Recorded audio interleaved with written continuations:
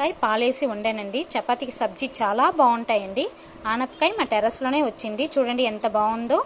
ఈ ఐటమ్స్ అంతా తీసుకున్నాను. 2 స్పూన్ల మినపప్పు, 1 స్పూన్ శనగపప్పు, కరివేపాకు, 2 ఉల్లిపాయ, ఎండుమిర్చి 10, 1 స్పూన్ జీలకర్ర, 20 వెల్లుల్లి రెబ్బలు, తర్వాత ఆవాలు, పసుపు తీసుకున్నాను. మినపప్పు, శనగపప్పు వాటర్లో ముందే నానబెట్టేసుకున్నాను. కడాయిలో నూనె వేసుకున్నాను, ఆవాలు వేసేసుకున్నాను. దాని తర్వాత ఎల్లుల్లిపాయ దంచి వేసేసుకున్నాను. జీలకర్ర 1 స్పూన్ వేసి ఫ్రై చేసేసుకున్నాను. తర్వాత కరివేపాకు, ఎండుమిర్చి గిలిసి వేసేసుకున్నాను, ఫ్రై చేసుకున్నాను. దాని తర్వాత నానబెట్టేసుకున్న పప్పు ఉంది కదా, అది వేసేసుకున్నాను, ఫ్రై చేశాను. తర్వాత పసుపు వేసేసుకున్నాను. ఫ్రై అయ్యాక 2 ఉల్లిపాయ కట్ చేసుకునేది వేసుకొని ఫ్రై చేసేసుకున్నాను. ఆనపకాయ చిన్న చిన్న ముక్కలుగా కట్ చేసుకునేది వేసుకొని బాగా కలిపేశాను. తర్వాత సాల్ట్, పెప్పర్ వేసేసుకున్నాను, బాగా ఫ్రై చేశాను.